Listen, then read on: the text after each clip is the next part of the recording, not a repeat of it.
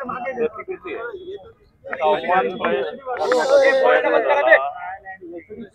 हा प्रयत्न दुर्दैवी आहे, खेदजनक आहे. याचा निषेध करावा तेवढा कमीच आहे.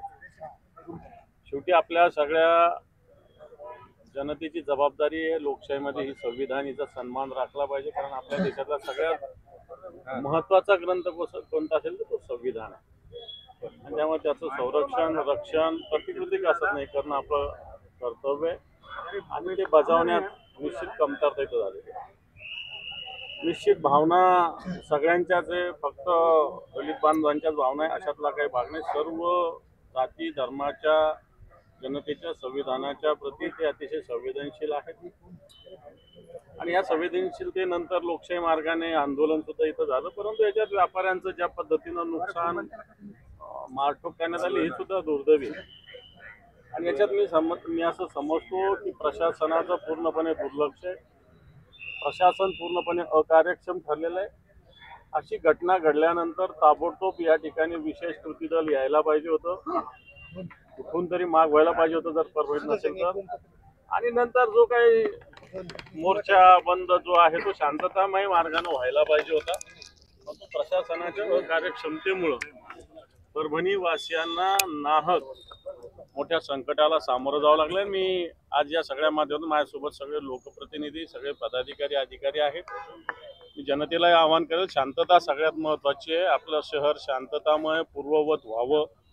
व्यापाऱ्यांच्या नुकसानासाठी सुद्धा निश्चित सरकार दरबारी आम्ही प्रयत्न करू आणि ज्या भावना दुखावलेल्या आहेत त्या भावनांचा सन्मान करत मला वाटतं शांतता हेच सगळ्या प्रश्नाला उत्तर आहे असं मला वाटतं आणि त्या पद्धतीनं जनतेनं प्रतिसाद दिला पाहिजे. या परिस्थितीला कारणीभूत एसपी आणि कलेक्टर आहेत असं व्यापाऱ्यांचं म्हणणं आहे आणि त्या व्यापाऱ्यांची अशी भूमिका आहे की त्यांची तातडीनं बदली केली जावी. एसपी आणि कलेक्टर हे जरी व्यक्ती असले तरी यांना कुठून तरी काहीतरी आदेश घ्यावा लागतो, कारण एसपी इमिजिएट काही गोष्ट पावले उचलू शकत नाही. कलेक्टर सुद्धा इमिजिएट काही पावलं त्यांचे हात बांधलेले असावेत वरच्या कोणाच्या तरी आदेशामुळं असं मला वाटतं.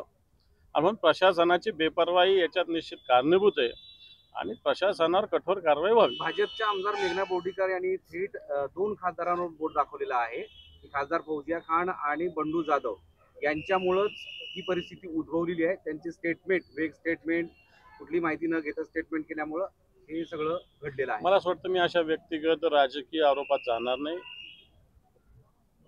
कोणते खासदार आमचे खासदार अन्य कोणी खासदार आणि त्यांच्यावर मी टीका करणार नाही, कोणत्याही राजकीय पक्षावर मी टीका करणार नाही. मला वाटतं हे अतिशय अपरिपक्वतेचं होईल राजकीय कोणावर आरोप करणं.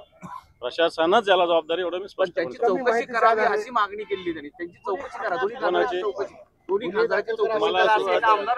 खासदारांचा काय संबंध येत असतो त्याच्यात? खासदार दिल्लीमध्ये बसलेले, चौकशी करायची तिथल्या प्रशासनाची झाली पाहिजे.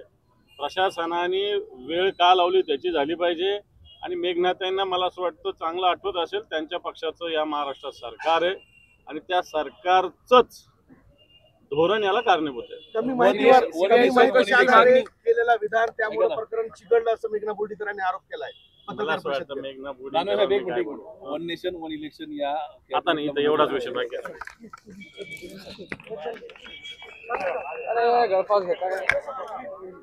कुठं गेलो होतो